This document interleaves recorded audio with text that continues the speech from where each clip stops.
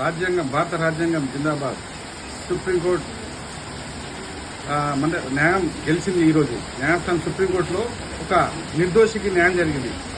Yes, మన ఉమ్మడి ఆంధ్రప్రదేశ్లో ఉన్నప్పుడు ఒక పాత్రికేయుల మీద, అంటే ప్రజా సంక్షేమం కోసం, ప్రజల కోసం నిస్వార్థంగా పనిచేసే ఒక పాత్రికేయుల మీద, పరిశోధన పాత్రికేయుల మీద అప్పటి ఒక ఐపీఎస్ అధికారి తప్పుడు కేసు పెట్టి వేధించారు. కింది స్థాయి కోర్టులో అక్కడ న్యాయం జరుగుతుంటే సుప్రీంకోర్టులో ఈరోజు ఆ వ్యక్తికి, ఆ ఒక న్యాయానికి న్యాయం జరిగింది. ఎస్, ఆ వ్యక్తి ఎవరో కాదు, ప్రముఖ పరిశోధన పాత్రికేయులు డాక్టర్ ఆనం చిన్ని వెంకటేశ్వరరావు గారికి.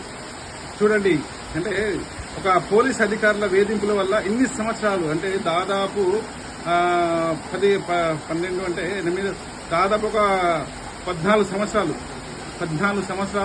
తను పోరాటం చేసి అన్ని వాస్తవాలు సమకూర్చుకొని వాస్తవాలతో సుప్రీంకోర్టు న్యాయస్థానానికి తెలియజేసి న్యాయం గెలిచింది అనేలా గెలిపించేలా చేశారు. ఎస్, సిగ్గుపడాల తెలంగాణ పోలీస్ అధికారులందరూ కూడా. ఎస్, అంటే అవినీతి పోలీస్ అధికారులు, అంటే నిర్దోషుల మీద కేసులు పెడితే ఆ నిర్దోషులు అంటే న్యాయంగా పోరాటం చేస్తే న్యాయస్థానంలో విజయం ఎలా సాధిస్తారు, అంటే న్యాయం ఎలా గెలుస్తుంది, న్యాయం ఎలా మన అండగా ఉంటుంది అనేది ఒక ఉదాహరణ. దేశ చరిత్రలోనే మొట్టమొదటిసారి పరిశోధన పాత్రికేయులు డాక్టర్ ఆనం చిన్ని వెంకటేశ్వరరావు గారి ఒక స్టోరీ యొక్క ఉదాహరణ.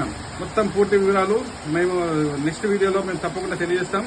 ఏది ఏమైనా పాత్రికేయులారా, మీరు రాజ్యాన్ని గౌరవిస్తూ రాజ్యాంగం కల్పించిన హక్కులకు అనుగుణంగానే పోరాడండి. ప్రశ్నించండి అవినీతి మీద, ఈ పాలకుల మీద, ప్రజాప్రతినిధుల మీద, ప్రభుత్వ అధికారుల మీద, అందరి మీద మీరు గలం విప్పి కొట్టాడాలి. మీరు డాక్టర్ ఆనం చిన్ని వెంకటేశ్వరరావు గారి ఈ పోరాటానికి ప్రజా సంకల్పం గ్రూప్ లింక్ మీడియా ద్వారా అభినందన తెలియజేస్తున్నాం. ఎందుకంటే తను అసలు 12 సంవత్సరాలు పోరాటం చేస్తాడంటే మామూలు మాట కాదు. అది కూడా ఒక ఐపీఎస్ అధికారి తప్పుడు కేసులు పెట్టాను. అంటే పోలీసు అధికారులారా, మీరు ఐపీఎస్ అధికారులు బ్యూరోకి మారండి. మీరు గతంలో మన సుప్రీంకోర్టు మాజీ retired judge NV Ramana sir గారు అన్నారు, పోలీసులు పాలకుల పాదసేవ మానాలని. దయచేసి మళ్ళీ చెప్తున్నాము, నిర్దోషులకు మీరు ఎన్ని కేసులు పెట్టినా కూడా న్యాయస్థానం అనేది ఉంటుంది. న్యాయస్థానంలో న్యాయం గెలుస్తుందనే రుజువు ఈరోజు డాక్టర్ ఆనం చిన్ని వెంకటేశ్వర గారి పోరాటం ఉదాహరణ. ఎస్, ఆనం చిన్ని గారి పోరాటానికి మళ్ళీ మేము ప్రజా సంకల్పం గ్రూప్ లింక్ ద్వారా వారికి అభినందనలు తెలియజేస్తున్నాం. జై తెలంగాణ, జై తెలంగాణ అమరవీరులకు జోహార్లు. ఎందుకంటే తెలంగాణ సాధించుకున్న అమరవీరులు ఎందుకు ఇప్పుడు తెలుస్తుంది. పాలకులు, ప్రభుత్వ అధికారులు, ప్రజాప్రతినిధులు ఎలా చేస్తున్నారు, మొత్తం మోసం చేశారు తెలంగాణ అమరవీరులు. ఏది ఏమైనా ఈ న్యాయం అనేది ఒక గొప్ప విజయం. పాత్రికేయులందరూ గర్వపడేలా చేసిన ఆనం చిన్ని వెంకటేశ్వర గారికి మరొకసారి అభినందనలు చేస్తున్నాం. బాపట్ల కృష్ణమోహన్, ప్రజా సంకల్పం.